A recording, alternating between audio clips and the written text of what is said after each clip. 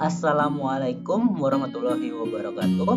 Perkenalkan, saya Ilham Fahrozi dari Prodi Pendidikan Teknik Informatika dengan NIM 23076033. Baiklah, kali ini Ilham akan menjelaskan contoh-contoh dari konsep dasar OOP atau Object Oriented Programming yang telah Ilham buat ya. Di OOP tersendiri ada 4 konsep dasar pembentukannya. Yang pertama ada inheritance atau pewarisan. Adalah konsep di mana sebuah kelas dapat mewarisi atribut dan metode dari kelas lain. Hal ini memungkinkan kode untuk digunakan kembali. Kelas yang mewarisi disebut sebagai subclass atau child class, sementara kelas yang diwarisi disebut sebagai superclass atau pattern class. Lalu ada encapsulation, adalah teknik menyembunyikan data dari akses yang langsung oleh pihak luar dan hanya menyediakan akses melalui metode tertentu. Hal ini bertujuan untuk menjaga keamanan data dan mencegah manipulasi yang tidak diinginkan. Lalu ada polymorphisme yang berarti banyak bentuk. Ini memungkinkan objek untuk mengambil banyak bentuk ya. Polymorphisme memungkinkan metode yang sama dapat memiliki perilaku berbeda tergantung pada objek yang memanggilnya. Lalu yang terakhir ada abstractions atau abstraksi. Ada konsep di mana hanya aspek penting dari objek tersebut yang ditampilkan, sementara rincian internalnya disembunyikan. Ini dilakukan dengan menggunakan kelas abstrak atau interface yang mendefinisikan kerangka umum tanpa mengimplementasikannya secara penuh. Di sini 4 konsep dasar ini memiliki ciri khasnya masing-masing ya, seperti inheritance, ciri khasnya adalah extends, encapsulation ciri khasnya adalah private class, lalu polymorphisme dengan ciri khasnya menggunakan metode yang sama, lalu abstraction ciri khasnya menggunakan package yang berbeda. Lalu masuk ke dalam contoh. Di inheritance, Ilham membuat 4 kelas. Yang pertama ada maklumita sebagai superclass atau parent class, lalu naga dan unicorn sebagai subclass atau child class, lalu inheritance-nya sebagai main class-nya. Masuk ke penjelasan parent class. Di sini package-nya masih inheritance, public class maklumitos sesuai nama, lalu atributnya menggunakan protect string nama dan jenis. Di sini nama lalu jenis ya.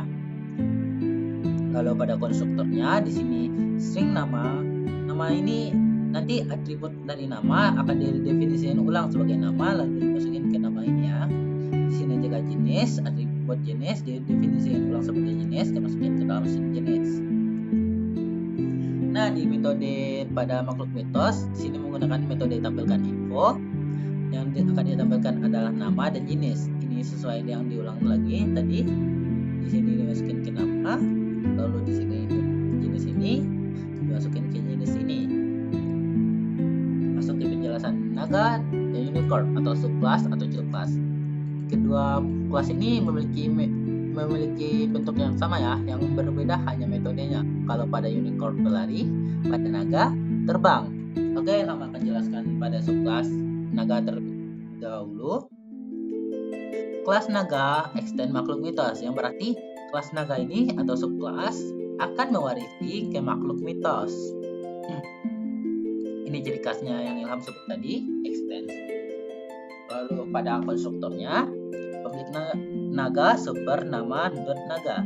Di sini kenapa menggunakan super? Karena di sini atributnya tidak satu kelas ya, melainkan di kelas lain. Sedangkan jika satu kelas maka menggunakan this. Yang berbeda kelas menggunakan super. Di sini konstruktornya tadi sesuai yang dibikin, ada nama dan jenis. Sedangkan di sini namanya belum diisi dan jenisnya udah diisi sebagai naga ya. Jadi pada kelas ini belum didefinisiin namanya juga ya. Lalu public void static public terbang. Di sini metode pada naga nanti kita dimasukin diwarisi ke dalam makhluk mitos ya. Di sini namanya karena belum diisi juga diisikan dengan nama, terus dengan sedang terbang di langit. Ini akan teks yang akan ditampilkan nanti sesuai nama ya. Lalu unicorn juga sama, di sini metodenya berlari, di sini jenisnya unicorn. Nah, masuk ke dalam penjelasan mainnya. kelasnya. Public class nama inheritance ini menandakan bahwa ini main kelasnya ya, ada void main stringnya. Di sini naga didefinisikan sebagai naga, disebut sebagai new naga, naga api. Berarti naga ini diproyeksikan dan didefinisikan ulang sebagai naga, lalu proses new naganya adalah naga api, yang berarti nama kosong ini yang belum diisi ini akan diisi oleh naga api. Begitu juga dengan unicorn akan diisi oleh unicorn emas. Jadi naga api akan dimasukkan ke dalam nama ini, maksud saya ke dalam nama ini, lalu nama ini akan dimasukkan ke dalam nama ini, lalu nama ini akan dimasukkan ke dalam nama ini, nama. Lalu ini tampilan bentuk susunannya, nanti akan ditampilkan naga tampilkan info. Berarti namanya udah disebutkan tadi sebagai naga api. Naga api jenis naga ya, lalu nanti akan ditampilkan kayak gini. Lalu ada naga terbang, berarti naga dimasukkan ke dalam mitos, diambil dari naga lagi sebagai terbang gitu. Naga terbang, berarti namanya tadi naga api, masukkan naga api sedang terbang di langit. Jadi mudahnya data nama dan jenis udah ada ya, naga api dan jenisnya naga. Jadi nanti namanya akan dimasukkan ke sini dan jenisnya akan dimasukkan ke sini. Ini juga dimasukkan ke sini ya. Yang akan ditampilkan terlebih dahulu, tampilkan info, disebutin dulu nama dan jenisnya. Lalu yang kedua ada naga dan terbangnya, berarti yang akan ditampilkan selanjutnya setelah nama dan jenis adalah naganya sedang ngapain, naga sedang terbang di langit. Begitu juga dengan unicorn. Di sini ada sistem println, berarti ini garis spasi ya. Setelah nama bukan langsung unicorn, melainkan ada spasi ke bawah. Berikut bentuk run file-nya. Nah ini sesuai Ilham jelasin tadi, nama naga api, namanya adalah naga api, jenisnya adalah jenis naga, lalu nama yang tadi dimasukin ke dalam nama ini ya. Begitu juga dengan unicorn juga. Jadi intinya inheritance itu menggunakan extend, yang berarti mewarisi. Lalu ada encapsulation, ini ada kaitannya dengan inheritance karena ini ada kaitannya dengan inheritance, yaitu berbeda kelas. Pertama ada main class, lalu ada class encapsulation-nya. Di sini seperti yang jelaskan sebelumnya, pada encapsulation identik dengan prefet. Di sini atributnya adalah nama, spesies sebagai string atau huruf, lalu panjang sebagai double atau kata-kata atau angka. Di sini konstruktornya string, nama, spesies, dan double panjang. Nama didefinisikan ulang sebagai nama, spesies didefinisikan ulang sebagai spesies, panjang didefinisikan sebagai panjang. Nah, di prefet itu udah jelas ya penggunaan atribut prefet, yang berarti nanti akan ada getter dan setter. Getter itu untuk menangkap nilai dari atribut, sedangkan setter itu untuk memodifikasi nilai yang udah diubah getter. Di sini get nama berarti namanya telah didapatkan, yang terus diulang lagi menjadi atribut ya. Atribut itu akan didefinisi ulang menjadi nama lagi untuk memproses atau untuk mengambil data dari prefet ini. Nah, prefet ini bersifat pribadi, jadi nggak bisa sembarang akses. Metodenya menggunakan metode getter dan setter ini ya, nggak spesies dan panjang. Di sini ada void tampilkan metodenya. Yang pertama akan ditampilkan nama ikan, spesies dan panjang. Ini di main class, ini menggunakan mainnya. Di sini ikan mitos, ikan satu mitos, berarti ikan satu, ikan mitos akan didefinisikan sebagai ikan itu. Lalu pada prosesnya yang ikan mitos emas material ini akan dimasukkan datanya ke dalam ikan satu ya. Jadi ikan sirip emas sesuai dengan konstruktornya tadi ada nama, spesies, dan panjang. Berarti di sini ikan sirip emas sebagai nama, dan tidak ditulis sebagai jenis, lalu 50,0 sebagai panjang. Itu juga dengan ikan dua. Di sini ikan satu datanya seperti ini, ikan dua datanya seperti ini. Nah, lalu dari sini ikan satu tampilkan tipe, berarti data dari ikan satu nanti akan dimasukin ke dalam tampilan input ya. Namanya tadi ikan sirip emas, jenisnya lepi.geodis, dan panjangnya 50. Jadi yang akan ditampilkan setelah ini dua kali ya, contohnya ini ada ikan satu dan ikan dua, sistem detail dari spesifik pastinya kehadiran seperti ini ya, ikan geodis yang 50. Oke, selanjutnya masuk ke pada polimorfisme. Di polimorfisme membuat kelasnya, ada kelas parennya sebagai hewan, lalu centaur dan harpy kelas, lalu polimorfisme dan kita. Yang pertama yang jelasin parent kelasnya. Di sini parent kelasnya membuat metode suara ya. Kelas metode suara dengan mitos.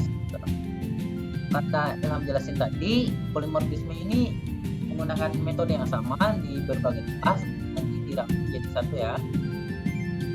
Jadi di subkelasnya kelas centaur sebagai hewan. Tadi kelas centaur ini nanti masuk ke dalam kelas hewan gitu.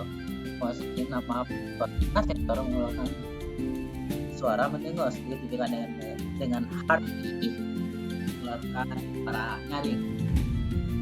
Masuk ke dalam kelas, di sini kita jelasin harpy didefinisikan ulang sebagai harpy. Ini boleh kapital, boleh gitu semua. Tapi didefinisikan sebagai neo harpy. Prosesnya neo harpy. Ini juga neo hewan dan neo centaur gitu. Neo centaurus. Jadi data-datanya ini akan masuk ke dalam kelasnya, kelas masing-masing. Lalu karena kelas masing-masing ini di extend, jadi kelas utamanya adalah kelas hewan ya. Data-datanya ini akan dimasukin ke kelas hewan. Harpy akan dimasukin ke kelas hewan juga nanti. Di sini hewan.suara. Karena metodenya suara, jadi suara itu menyimpan kata-kata ini ya, suara hewan mitos. Jadi hewan.suara mitos yang berarti di kelas hewan .suara mitos. Berarti nanti di kelas hewan ini ada suara hewan mitos yang akan ditampilkan. Di sini ada hewan centaur, hewan sama dengan centaur. Berarti centaur ini didefinisikan ulang sebagai hewan. Jadi data centaur mengeluarkan mendengos ini akan disalin, lalu dimasukin ke dalam hewan. Lalu di sini ya otomatis akan berubah ya menjadi mengikuti centaur tadi. Centaur mengeluarkan suara mendengos.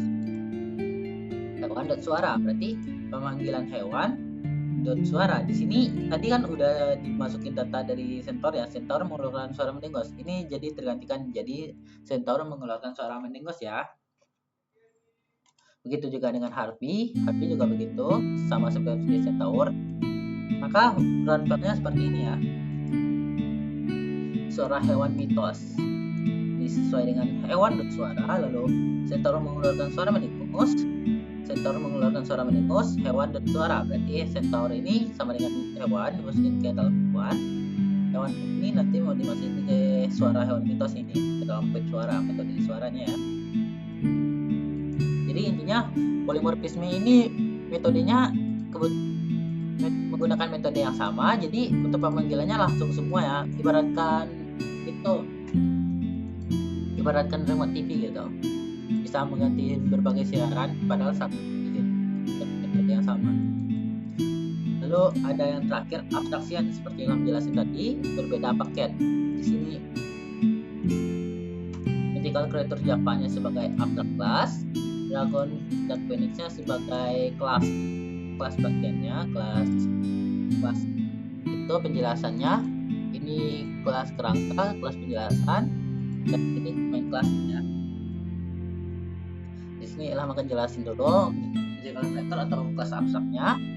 Seperti dijelasin tadi, abstrak itu adalah kerangka dari kelas. Ini cuma mendefinisikan apa saja yang ada di dalam ini supaya nanti diikuti oleh Dragon dan Phoenix. Nah, di abstrak ini sangat identik dengan kata import karena berbeda paket ya. Pertama, Ilham jelasin dulu. Di sini ada atributnya string nama, lalu di sini konstruktornya sebagai nama lagi, atributnya didefinisikan ulang sebagai nama gitu. Lalu di sini ada get name, berarti di sini namanya itu didefinisikan ulang lagi menjadi atributnya tidak jadi atribut. Apa sih maksudnya itu? Berarti di sini atribut juga boleh, nama juga boleh diisi ya. Lalu di public abstract void maxon. Nah, ini seperti yang dijelasin, ini hanya kerangka.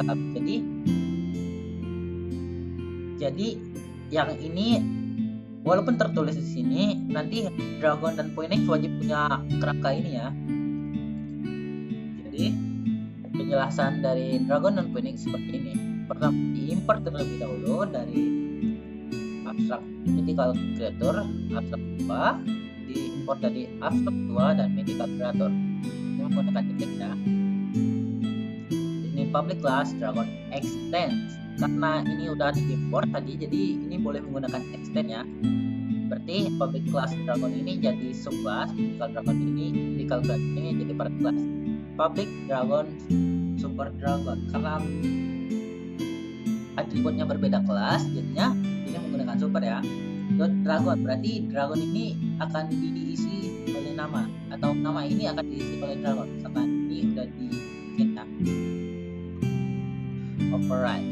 Ada public void maxon karena udah dijelasin tadi, karena udah tertulis di parent class atau kerangkanya, jadi harus diisi ya. Maxon dari naga adalah di get name.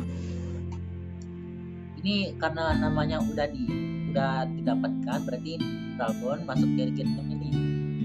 Dragon juga masuk ke get name ini. So tip, so itu juga dengan Phoenix sama juga. Phoenix dimasukkan ke dalam get name, Phoenix dimasukkan ke dalam get name lagi. So ability. Lalu pada yang kelasnya, di sini diimport semuanya ya, mulai dari abstrak mythical creator, abstrak 2 mythical creator, lalu abstraction Phoenix dan Dragon, abstraction Phoenix, abstraction Dragon. Di sini main kelasnya mythical creator Dragon sama dengan new Dragon. Yang berat di data mythical creator ini karena dia abstrak, nggak bisa diinstansi, jadi dimasukin ke dalam Dragon, didefinisikan ulang sebagai Dragon, lalu prosesnya sebagai new Dragon. Phoenix juga begitu. Maka tampilan run file-nya nanti susunan seperti ini ya. System out println Dragon sama dengan Dragon maxon ability.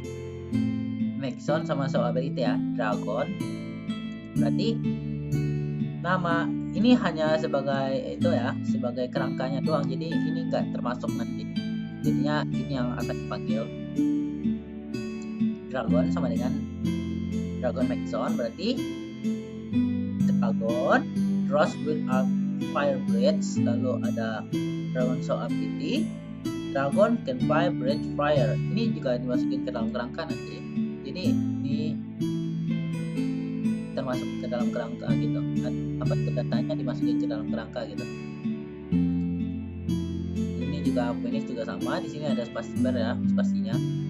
Jadi nanti akan ditampilkan seperti ini. Dragon draws with a fire breath, can fire, lalu ada juga garis spasi, lalu ada Phoenix 6 Aquarius mythical zone, lalu Phoenix can be reborn from its asset. Jadi run file-nya seperti ini ya. Nah, sekian penjelasan penjelasan Ilham terkait 4 konsep dasar ini. Terima kasih.